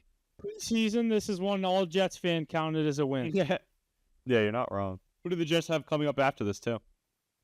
Colts. I don't know. Colts and Seahawks. We just looked. We'll see. Oh, yeah. Yeah, so I don't know if they can get... Or vice. It might be Seahawks and Colts, but those are the 3 teams. Off thinks they got at least one win in that mix. It could be against the Cardinals. It could be against any of them. It could be against none of them. We'll have to I see think they what need all 3. This one should be a fun watch, though, right? A lot of talent on both sides of the ball. Like, It's with the always fun to football. watch because when they're playing good football, they're really good. But when they're not playing good football, it's so funny to watch all Yeah. these guys that shit They're their a joke. Yeah. I like watching Aaron Rodgers fail. I think a lot of people do. And he's kind of good when he does succeed. Meanwhile, I love watching the Cardinals, though, personally. Like, that's a fun team. It's like a college offense, I feel like. McBride's great. You were almost trading for him in your league. He's actually great. Marvin Harrison Jr., we're all waiting on him to be great. And then James Conner, you guys know, the Pittsburgh guys know, he's actually really good. It seems like it gets better with time. God, like he was in Pittsburgh. with a fine wine, college and pro, right? I think he's been with the Cardinals now longer than he was with the Steelers. Oh, 100%. He just played that rookie contract with the Steelers, right? Mhm. And then he got Steelers don't pay cancer? running backs. That's why I'm weary about my boy Didn't he Najee have leaving cancer or next year. something too, and then he came Yeah. back and still was Well, he had great. cancer. He had cancer when he was at Pitt. Oh. He came back from the cancer when he was still at Pitt. I was at that game, his first game back. It was actually sweet. And then, because he was so good at Pitt, and then Steelers drafted him. I think he did 4 years here, and then they didn't pick up his 5th-year option. They traded him, or he signed with the Cardinals. It's crazy though. Like, a lot of other running backs get worse. This guy just keeps evolving. Like, he's a better receiver, more elusive, bigger back too. Though can run through the tackles. He just do it all every down back. They have the other guys that mix in too. But then when you have Who's Kyle that- at the helm, and Who's the other it's a running block. back that makes appearances for the Cardinals? Trey Benson, the rookie from Yeah. Florida State. He's good. Yeah, he He's is. good when he comes in for him. What about Eddie DeMercado? He was the starter That's the guy I'm last thinking year. of. He Mercado. He's got the wheels. He was the starter last year when Connor was hurt. He took over that job from other people. I can't remember who he was in the fight with, but yeah, the 3 of them. He had that touchdown last week. DeMercado's got wheels. Benson's a future RB1, I think. Isn't that- DeMercado the one that got the one at the end of the first half? Yeah. The Bears 0 for 2 in back-to-back prevent defenses. That's not the kind of guy you want to let get 10 yards of running room towards you. Like, not Yes, because he's yeah. big. He's just shifty, like, especially against a prevent defense where everyone's standing 10 yards away from each And other. we He's see- like, And we've seen fucking Kyler house Murray call. do it to himself when he holds up. He's like, peace, see ya. He knows Yeah. he's gone every time. I like Kyler Murray. I know you don't like him. I do like him. Former top pick in the MLB. Fun to watch, too. Mac, you're muted. Sorry. Yeah, he's grown on me a lot more this year, but coming fun into the to year, I watch. definitely was not high That's a on him. definition. He's just fun to watch. I don't want him as my quarterback, but I mean, I want him as a I would quarterback. take him. Yeah, I would take him You if wouldn't I. take him. He would definitely piss you off as your quarterback. No, but yeah, he's like Justin Fields and Russell Wilson mixed, honestly. Yeah, he kind of. Yeah, you honestly kind of is. Yeah. Just like 6 inches shorter. Than That's all right. Mackie, you'd take him in Dallas too. Would you rather have him or Dak? I mean, Healthy, you gotta I say don't Dak. want to. Yeah, I don't want to be biased towards this season, but I'd rather have Dak. I feel like Kyler's upside's still there. I feel like he's not even close to as good as he can be. He's still not that old, right? 26, maybe 28. I feel like he's maybe we 20. can't forget Dak was second in MVP voting last year. Yeah, no, Dak's really good. I'm just saying. I think Kyler Murray still is like. Is it crazy to think he still has like a very high ceiling? Kyler? Yeah. I wouldn't say he's at his peak. I think he's got a lot of He's room to grow, a lot of 27. room to make a lot less mistakes because he does make a good amount of mistakes. But He's Yeah, he's- 27 and his birthday's only- in August, so he doesn't turn And 28. he's balling until right the now beginning of while next year. Todd's been out. That's crazy. in the contract, Yeah. So I mean, hey, who does Yeah, I like them? Cardinals. Go Cardinals. Hopefully they win this week. Alrighty, good 4 o'clock slate there. Let's jump into Sunday Night Football here. Detroit Lions, Houston Texans in Houston. Great game. Lions the favorite here, 3.5 points. Total at 49. Lions money line at -190. Texans at +155. Texans have gone under in 17 of their last 23 regular season games. Is my trend. What do you guys think about this Sunday Night Football game? You can't bet against the Lions right now, can you? I mean, I know. I was gonna take the Texans with the points if Nico Collins was gonna play, and now they're thinking he's not playing until next week. No, I think he's playing. He's My fantasy projections say 0 now as of this morning. Oh, mine said 0 this morning, and then they switched to like 17. Yeah, mine said 16. I had him in the lineup, and then now I think he's back to 0. Hold on, let me look at mine now. Yeah, he's at 0 in our league. Shit, man, that's huge. Yeah, that's huge. No, he's at 17 in mine. Didn't kill the app didn't and practice refresh one it. today. That's huge for a guy coming off the IR. Maybe you're right. But regardless, I think that I mean this is a weird spread. Texans coming off a really tough loss to the Jets. I think everybody in America had the Texans in that game, but kind of a bounce back spot for them. I really like this Texans team. I think CJ Stroud has a really good game against a weaker defense. But the Lions are going to put up their points as well. I kind of like the over in this game. Not going to bet against the Lions, but sketchy spot. I think you're going to see a lot of money on the Lions as well. Yeah, I say it every week. This is the one spot where just I don't care. I'm not going to look at anything. I'll take the over. These two teams should put up points. Do you think CJ Stroud will get back to form, though? He's been brutal lately. I know he's been without Nico Collins for a few weeks. I know Diggs is out, too. But that O-line is very, very weak. He's been able to do not too much. I'll tell you who does, though, is Joe Mixon. He's been a bell cow going over the century mark a decent amount of times, finding the end zone. He's the best player on the field out there, which is crazy. CJ Stroud kind of flailing in the quarterback supremacy as he was touted as one of the next generation top-end guys for this year. Jesse, did you just add Daniel Jones in our league? Yeah, I forgot to set my lineup. Well, hey, he's going to have a good week this week. It's He gets 9:30. point. We're going to be doing the live stream. We're going to be like, there he is, Danny Dimes running from one end. Malik Neighbors scored 2, so you're fine. But yeah, back to this game. Lions-Texans is a great matchup as long as CJ Stroud can play to form. I think he needs Nico Collins healthy. If not, the Lions should be able to roll him because CJ hasn't been able to do much lately. You'd think he's got to flip a big script here against the team that has 2 of the leading interception guys. And was it Kirby Joseph and Brian Branch? I mean, those guys are great. And those Sonic and Knuckles, they're finding the end zone every week too. It's going to be a tough one here. I think I like the over, but yeah, the Texans are going to be playing slow football. It's going to be a huge Joe Mixon game, I think. David Montgomery, anytime touchdown. Yeah, you can probably put him with Mixon. You can probably take all 3 running backs here, Gibbs, Montgomery, and Mixon, get some good value. It's never worked for me when I've taken both Lions running backs, but when you pick one and the other one scores, it's very frustrating. It hurts. But That's why you just stay away. Montgomery scores every fucking game. I'll take Montgomery. Yeah. But I think Mixon, too, he's going to get the ball at least 20 times this week. Go with the Mixon trifecta, rush attempts, yards, and an anytime touchdown. That should cash. Because the Texans have to play slow this week in order to keep it a game. They can't let the Lions run away with it like they've been doing lately. Lions look unstoppable. Maybe Will Anderson Jr. will show up. They're going to need someone to make some noise against Jared Goff. They can slow down that pass game and keep them one-dimensional on the ground, and they have a chance. CJ Stroud's going to have to step up. Hasn't been throwing well at all the last few weeks. I saw a meme the other day. It was like a Shannon Sharp like freaking out gif, and the caption was from Thursday Night Football when the Texans were playing the Jets, and it said Bryce Young watching Thursday Night Football, watching CJ Stroud struggle with no offensive line and no receivers, and it's like the Shannon Sharp going like whoop whoop whoop, like wait a second. It was good. I meant to send it to you guys, but I saw it whenever I was looking for the or when I saw the Dak "we fucking suck" thing, and then I just saved both of them. I meant to save it. Yeah, I don't actually think that, but it was funny. Yeah, a lot of good stuff. Shannon Sharp, geez, that guy's been pretty viral lately. But yeah, no, it'll be a good Sunday Night Football game. I'm looking forward to it.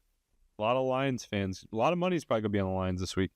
Yeah, I mean for good reason. They're definitely the best offense in football. Alrighty, moving over to Monday Night Football here. Dolphins and Rams in LA. The Rams, the favorite here, just 1 point total at an even 50. Rams money line at -120. Dolphins at +100. Miami's 1-14 straight up, 5-10 against the spread in their last 15 games as an underdog. What are you guys thinking here? I like Tua back. Give me I like the Dolphins. Rams in the over. I think the Rams are going to I'm win on the this same week. page here. It's the Rams should win this week, but the Dolphins have been playing good with Tua back in the mix. They almost beat a really good Bills team. This is going to be a hotly contested Monday Night Football game. Two teams pretty much desperate for a win. I think that the NFC is tightening up. There's a lot of good teams out there, a lot better records than the AFC. So the Rams are pretty desperate to stay in the race for the NFC West and a wild card. Meanwhile, the Dolphins are playing for their season. Good coach and good quarterback with a lot of good skill players in the primetime long week for the Dolphins to stay healthy. I think my favorite will be some touchdowns. Kyron didn't get in last week. He'll get in this week. Devin Achane's been on fire. He'll probably get in again and run all over that team. Then you got to think Kupp stays strong, and then Nakua after suspension should be electric. So I like a lot of props here with those guys all to get in. I think I like an over as well, but if I had to pick a side, I'm going to go with the Rams slightly though. Yeah, I also think it'll be a high-scoring game.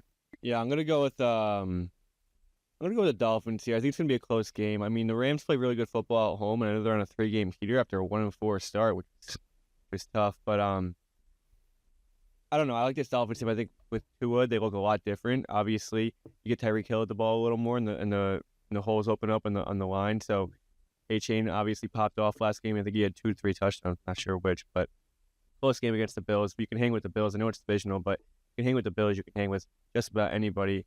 I think it's a good, I don't know how to say this, but fade high spot for the Rams.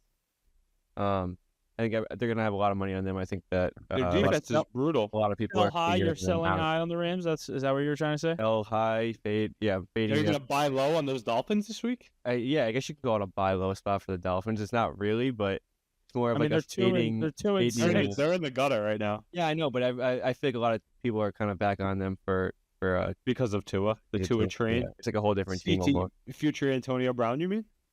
Yeah, sure. The CTE god. I don't know Speaking of what's the worse, Dolphins- Patrick Mahomes' ankles or Tua's concussion problem. Speaking of the Dolphins, did you see Jalen Waddle's stat line at the end of that game after the last play in that game? Oh yeah, the negative 23. 2 catches, negative 4 see- yards, and a touchdown. See, Tua's passing yards Passing total went prop. under because of that. Yeah, that's crazy. That would Well, make me sick. Gruesome.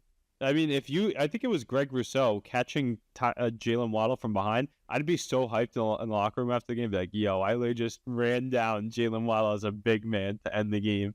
I thought that was crazy watching. That was the only thing going through my head. I'm like, that guy's got to be so hyped. Like he just ran Jalen Waddle in the open field trying to run away and make his move. He's like, no, I got Yeah. game over. But this should be a good one. I think a lot of points here, a lot of props, a lot of good players. Special teams, special players, football. Should be a good game. Alrighty, awesome stuff here out of Week 10. Real quickly, our power rankings here for this week. Number 5, the Washington Commanders. Number 4, the Buffalo Bills. Number 3, the Baltimore Ravens. Number 2, the Detroit Lions. And number 1, the Kansas City Chiefs. Any thoughts on that before we get out of Week 10 here? Chiefs just holding that spot strong, firm. Pretty self-explanatory. I can't wait for the Steelers to beat the Commanders this weekend. Alrighty, that's all we got here out of the NFL Week 10. College football here next. Number 3, Penn State fell to number 4, Ohio State this past weekend in Happy Valley. The loss came as James Franklin's 11th loss 10th, to Ohio sorry, State. 10th. 10th loss to Ohio State University in their last 12 Last matchups. 11 matchups. 11 matchups. Oh boy. That loss moves PSU out of the top 5 to number 6 in the AP poll here this week, which we will go over next. What are you guys thinking about that one? All right, so I have 2 things about Penn State. Obviously, Jesse, you're the alumni here. They can't beat Michigan. They can't beat Ohio State. Their last, I saw a record stat today. They're undefeated against every team in the Big Ten in the past 2 years, except those 2. Those are usually 2 that are near the top. Obviously, last year Michigan wins it. This year Ohio State's a favorite to win it. I don't think Penn State's dead, in the sense that obviously there was a low-scoring game. They were able to hold Ohio State to a lower-scoring game. Nebraska did a similar situation when Ohio State started out slow early on in the year. I don't think Penn State's dead. I think they showed the holes. I've never really had too much faith in Drew Aller in that offense, but I think Penn State will still win a playoff game if they get a right matchup in the first round. They're still a good team. There's still a good chance their playoff game is in Happy Valley and them at home. as long as it's not against Ohio State or or Michigan, there's a good chance they win that game. So I do still think Penn State's in a position to make the playoff, win a playoff game, but national title, I think that's off. Yeah, I was gonna say I think that they're definitely gonna make a playoff game.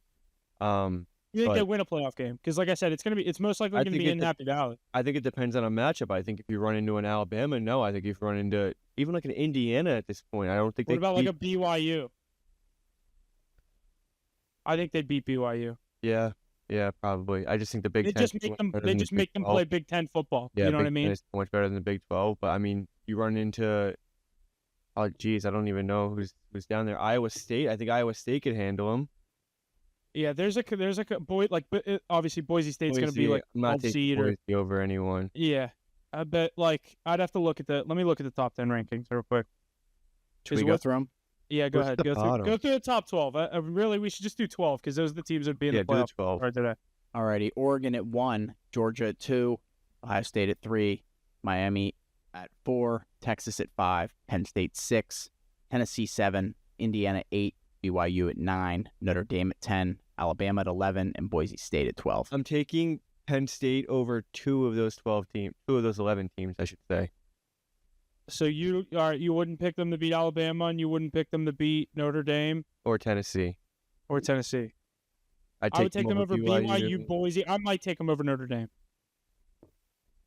I think that would be a hell of a game. I don't If it's think at Penn State, I would take Penn State. James Franklin does not win important. He doesn't win big football games. He doesn't win close football games. It's not how Penn State rolls. I don't. We've never seen them in the cross conference situation in a situation like this. That's why I think this playoff's going to be so unique because we're so used to. You've also never seen them.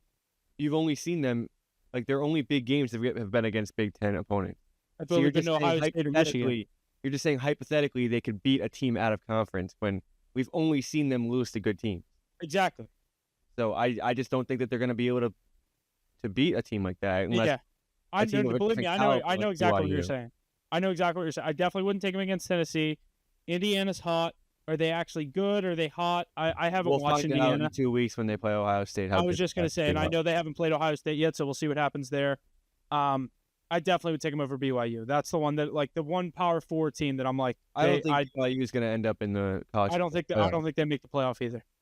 I think they lose one game in the Big 12, they're out. Yeah, 100%. 100%. Yeah, because the only Big 12 team to make it's going to be, dude, BYU is the top seed conference champion right now. They'd have a bye week. Yeah, they are because they're ranked 9th, but they'd be a 4 seed. Iowa State's going to win the Big 12. Colorado, man, ace on cue. What are we talking, football or basketball? Colorado's going to win the Big 12. Oh, Colorado. Travis Hunter and Shedeur Sanders are going to be in the college football playoffs. If you tell me I'm wrong, you're crazy. No, I think that TV wants that so bad. I think they have a decent chance. They just got to win a big game. Probably they have to win the Big 12 championship. If Shedeur and Travis Hunter want to go in the top 5 like they're projected to be, they have the ability to do that. I know the rest of their team isn't as up to snuff as the rest of the groups, but those two players together can do it. And give me Shedeur Sanders versus Cam Ward in the first round of the college football playoffs. Yeah, you don't want to see that. Yeah, I don't think you want to see that again. But Travis Hunter's going top 5 regardless. I think that's inevitable. I mean, hey, Miami's the one team out of those top ones that I think could end up slipping one. Miami you know, Colorado's going to be towards the 11 back. points last week to Duke with 10 minutes left in the third quarter and covered a 21-point spread. Yeah, they've been down so much. Why do they go down so often? Because they're just waiting for Cam Ward to do whatever the fuck he does. Beat up. Dude, they should have lost to Virginia Tech. I still think that was a touchdown. Yeah, I remember that too. That was a Friday night game. It was. I think it was. But still, Virginia that's what Tech. I'm saying. Is the moments too big? Are these moments too big for Miami? Well, they're could that be the undefeated. spot they need? They're undefeated, so they haven't seen a too bright of a light just yet. Yeah, that's what I'm saying. Honestly, if anything, they're winning the close games. They're winning in crunch time. So it shows more than anything. I don't know though. Travis Hunter, Shedeur Sanders can never count them out. Two best players on the field at any given moment. Okay, Huff, question. Who are you taking? Would you take Colorado over any of those top 12 teams right now? Like, do I think they should be in? Do you think that they would beat any of those top 12 teams right now? Yeah, I mean, dude, if Boise State didn't have the best running back wait, what do you say? What was the question? Who do you Can think? they beat any of the top 12? Do you think they would beat head-to-head beat any of those top 12 teams right now? Are assuming they're going to have to go on the road, or are you saying you think they're going to win the Big 12 and get a home game? I'm just saying hypothetically.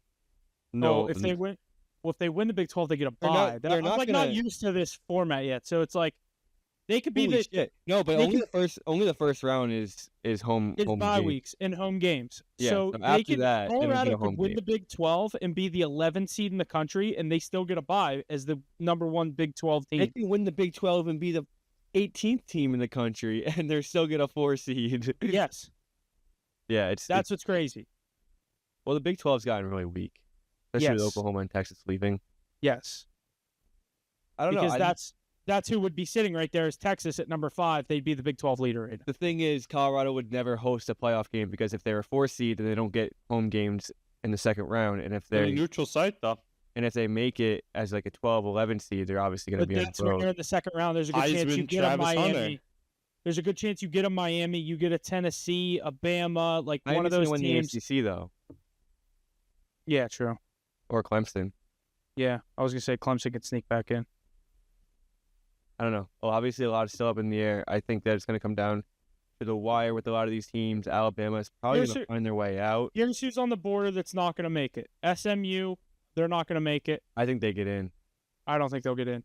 A&M, they're not going to make it. LSU and Alabama have an elimination game this Saturday. So whoever loses that game is out. Yeah, but I think even if LSU wins, they're not going to make it.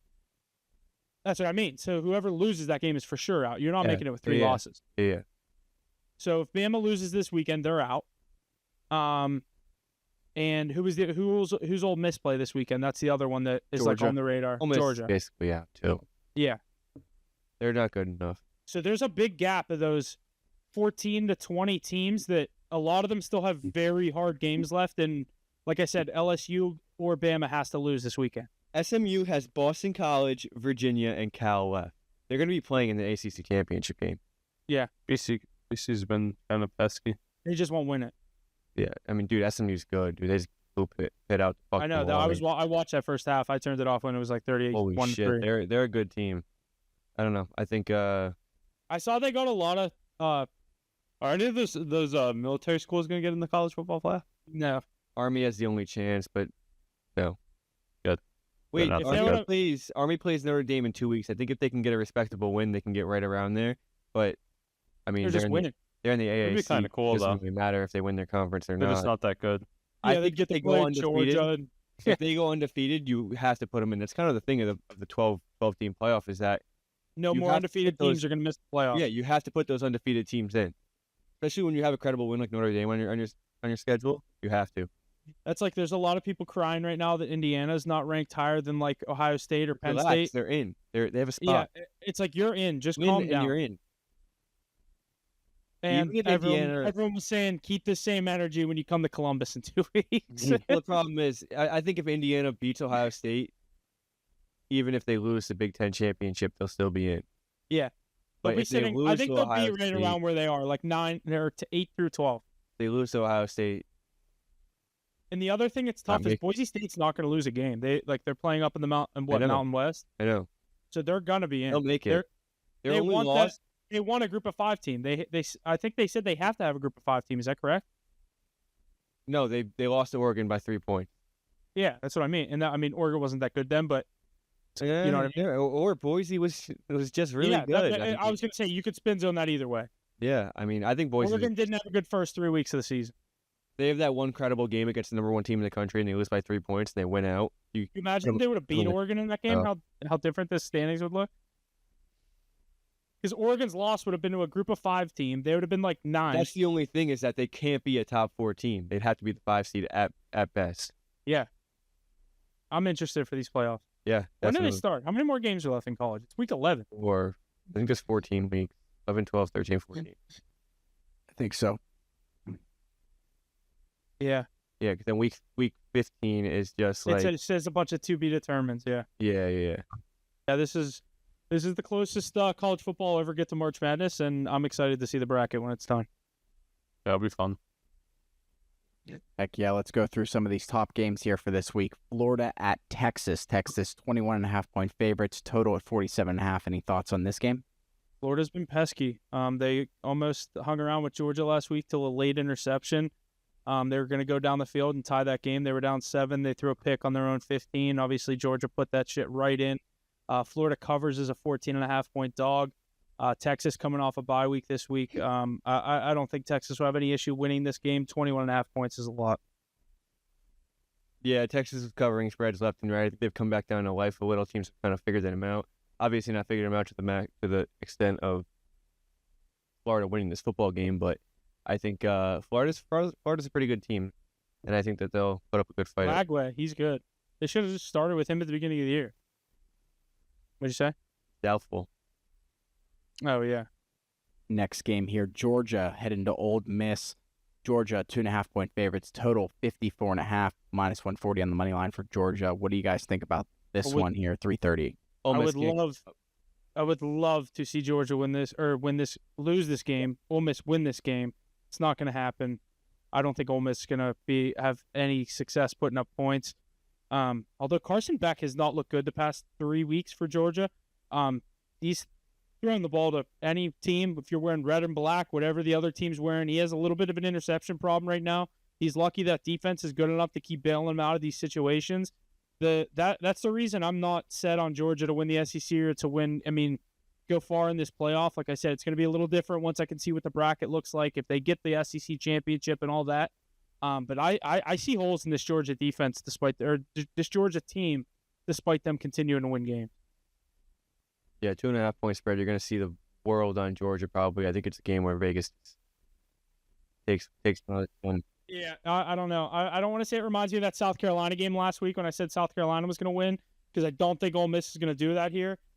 It would need to be a night game like that helped South Carolina in that spot, and that's why they rolled on Texas A&M. But I'd love to see Ole Miss win this game. I'm not going to pick a side in it, though, because exactly like what you just said, I guarantee there's already 85% of the money on Georgia.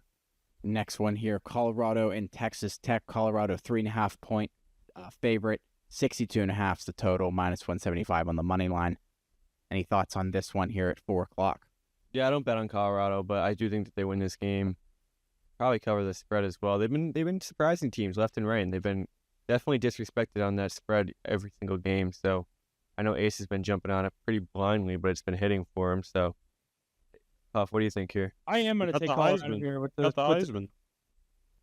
I don't know. Ashton Jenny doesn't play for Colorado. Yeah, I was just going to say Ashton that. Genty plays the guys that are as good as me and you at defense. That's crazy. It's just the numbers that he's putting up. It's just fucking nuts. Mike Myers. I do like Colorado here. I think they'll cover this spread. I like the over 62.5. I hate taking overs in college football because of how many turnovers there are, but 62.5, Colorado can put that up. Texas Tech is an overs team as well. They're a respectable 6-3 themselves. Colorado 6-2. Obviously, everyone has all the hype on Colorado. They're everyone loves them each week. Everyone wants to see them get in the playoff.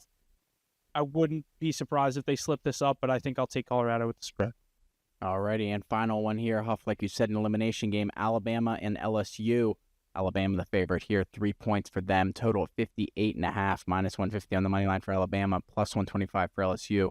What are you thinking here? 7:30 p.m. Eastern. I'm going to take the Tigers in Death Valley. I said a couple weeks ago I will never fade LSU at home on a night game again. I don't care if it's against Alabama. Kalen DeBoer is going to get a rude welcome to this LSU-Alabama rivalry. I think LSU and Nussmeier have a big day. Lacey, that receiver, I think he's going to have a big day as well. I look for LSU to win this game on the plus 125 on the money. Bama -3, lock it in. Gonna be on my card as I well. like Bama. Bama, Colorado, parlay. Bang. Both on the road is scary. Yeah, I don't know about that. Both are good. Both are good, though. Both are good. Those are two good teams. The biggest public teams you could ever find for college football. I'll take them. Buffs. I learned my lesson when we took Ole Miss going to LSU at a night game. I can't do it again. Give me LSU to win this game. Ole Miss is not Alabama. Yeah, I think they have the same amount of wins, right? Yeah, they're both 6-2. Yeah. Alabama's going to get knocked out of the playoffs this weekend. First timers at expanded playoff, and Alabama will not make it. Interesting. In the Nick Saban era? I don't know. They'll be there. Oh, alrighty. Lots of good stuff out of week 11 of the college football. The playoffs are approaching, so make sure you stay tuned for that. Let's move forward to the NHL here. All we got is some power rankings here. Coming in at number 5, the Minnesota Wild. Number 4, the Florida Panthers. Number 3, the Carolina Hurricanes. Number 2, the New York Rangers. And number 1, the Winnipeg Jets. What are we thinking about these power rankings here for this week? I think they're pretty accurate. I mean, the Jets are playing great hockey. The Rangers are playing great hockey. Two of the best teams in their respective conferences. The Minnesota Wild are a very good team, too. I think the Vegas Golden Knights are up there in the West as well. Fun to see my boy Macklin Celebrini playing hockey. I know the Sharks are probably at the bottom of the power rankings, but he's back in the mix. My Penguins are down there pretty far, too. Yeah, you guys are definitely near the bottom as well. I like to not to be. We're near a top. We're maybe a bottom 5 power rank. It's crazy because Sidney Crosby just won first star of the week. He's having a career resurgence this year. I was just going to say it. But the thing is, you guys can't stop anybody from scoring.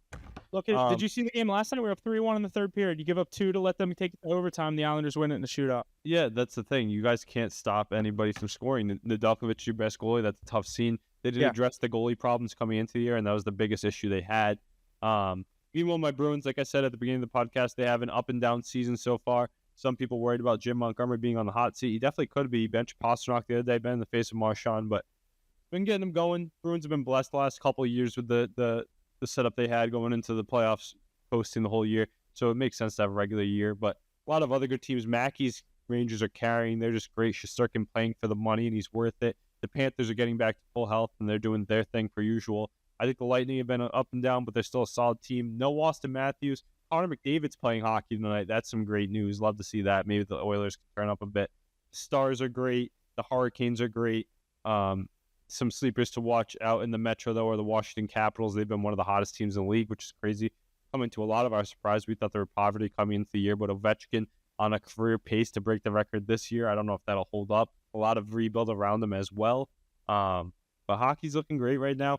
We got the 4 nations rosters dropping soon. A lot of speculation on that, so I'm excited to see how that goes. That's going to be it's going to be Sweden, Finland, America, and Canada. So that should be a pretty good tournament in the middle of the year as well. So I'm looking forward to see those rosters drop. But NHL heating up. We'll keep you guys posted as it goes. Got to get more plays on the card that we've been pretty successful to date, which is nice to see. Yeah. Awesome. Good stuff. Let's move forward to the NBA for our power rankings there. The New York Knicks coming in at number 5. The Phoenix Suns at 4. 3, the Cleveland Cavaliers. 2, the Oklahoma City Thunder. And 1, the Boston Celtics. What do we think about the NBA here this year? I almost put a future on the Thunder the other day to win the West. I think that's they're so fun to watch. And yeah, they're so due. That team, that roster is so good, top to bottom. And I think that Thunder team is the favorite in the West, as they should be. And I think are they still undefeated? What are they, 8-0?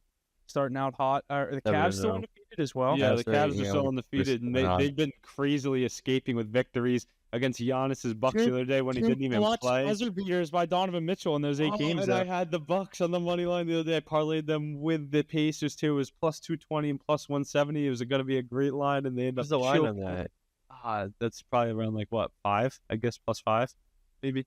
The plus 220 plus 170 was the Pacers and the Bucks. 8.5. Yeah, I took it before Giannis was ruled out too. So probably got even juicier. But yeah, those Cavs are great. It's the Celtics world, and we're all living in it though. Without even Jaylen Brown. They're fun to watch too. Yeah. Peyton Pritchard, that guy's great.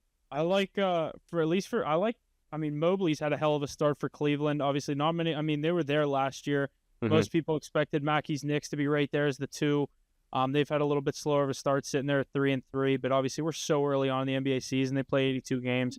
The NBA season, in my opinion, doesn't really start until Christmas. But these are definitely games that, in the end of the season, you'll want for, home playoff seeds.